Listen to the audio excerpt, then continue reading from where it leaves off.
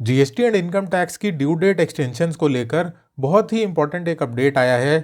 कोविड-19 की second wave की वजह से सेंट्रल गवर्नमेंट ने डेट एक्सटेंशन से रिलेटेड कुछ इंपॉर्टेंट फैसले लिए हैं। क्या है ये अपडेट्स, देखते हैं इस वीडियो में।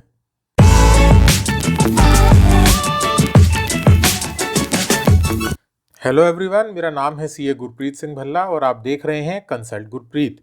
अगर अभी तक आपने मेरा चैनल सब्सक्राइब नहीं किया है तो प्लीज़ कंसीडर सब्सक्राइबिंग और बेल आइकन दबाना ना भूलें ताकि आप कोई भी इंपॉर्टेंट अपडेट मिस ना करें।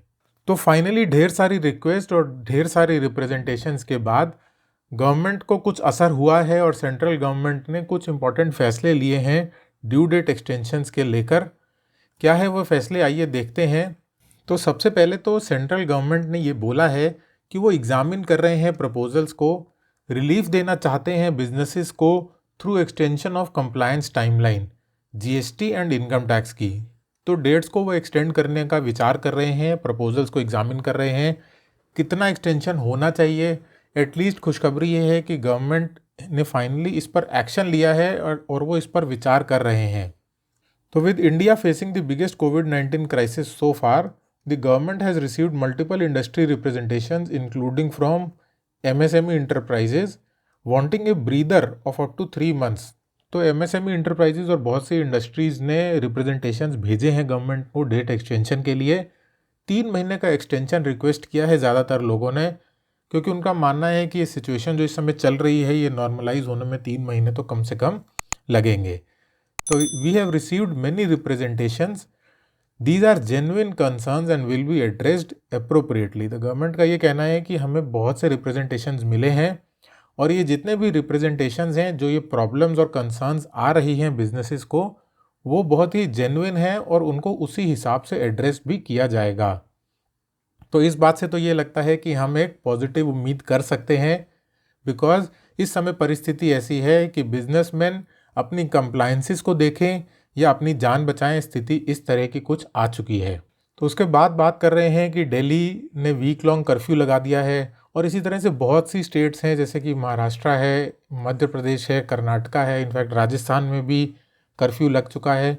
तो इन सब चीज़ों के चलते बहुत से लोगों के लिए फीजिबल नहीं है कि वो अपने रिटर्न्स फाइल कर पाएँ, चाहे वो जीएसटी रिटर्न्स हों, चाहे इनकम टैक्स की कंप्लायंसेस हों जैसे कि टीडीएस वगैरह है।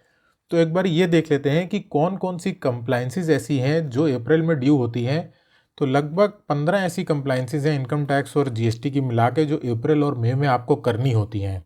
तो सबसे पहले तो इन केस ऑफ जीएसटी, जो मंथली समरी ऑफ रिटर्न है मार्च का, quarterly summary returns for January to March, तो मार्च के आपके जीएसटी रिटर्न्स, जो क्वार्टरली फाइलर्स हैं जनवरी टू मार्च के क्वार्टर के रिटर्न्स हैं वो 20 अप्रैल या 22 अप्रैल तक ड्यू होते हैं, वो भेजने हैं। जीएसटीआर 4 की भी ड्यू डेट होती है 30 अप्रैल, जो कि कॉम्पोजिशन डीलर्स के लिए होता है। और इनकम टैक्स में भी बहुत सी कंप्लायंसेस ऐसी हैं जो आपको करनी पड़ती हैं, जिसमें से मोस्टली टीडीएस और टीसीएस की कंप्लायंसेस होती हैं 4th क्वार्टर की। और एक और भी इम्पॉर्टेंट चीज़, एलएलपी के जो एनुअल रिटर्न्स हैं वो भी अप्रैल और मई में ही ड्यू होते हैं। तो इतनी सारी कंप्लायंसेस इस परिस्थिति में करना प्रोफेशनल्स के लिए भी और बिजनेसमैन के लिए भी बहुत ही डिफिकल्ट हो रहा है। सो वी आर ग्रेटफुल कि गवर्नमेंट ने इस पर कुछ एक्शन लिया है और हम उम्मीद करते हैं कि जल्दी ही कुछ रिलैक्सेशंस आएंगे। क्या क्या रिलैक्सेशंस आने की उम्मीद हम कर सकते हैं, ये देख लेते हैं। कि इंडस्ट्री डिमांड पे पहले तो की टैक्स कंप्लायंसेस को एक्सटेंड करने की, ड्यू डेट्स को एक्सटेंड करने की बात की जा रही है। Around 11 GST and 15 income tax compliances are due in April. तो 15 इनकम टैक्स की कंप्लायंसेस और 11 जीएसटी की कंप्लायंसेस अप्रैल में ड्यू होती हैं। तो इन सभी को एक्सटेंड करने की बात गवर्नमेंट ने कही है, बोला है कि अप्रोप्रिएट रिलीफ देंगे।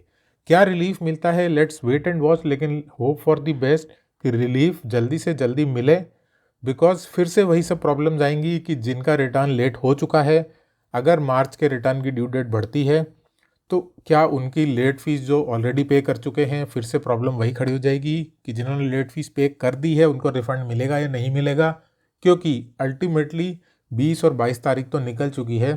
इस वीडियो को ज़्यादा से ज़्यादा लोगों के साथ शेयर करिए ताकि ये न्यूज़ सब तक पहुँचे। अगर आपको वीडियो अच्छा लगा हो तो वीडियो को लाइक कर दीजिए।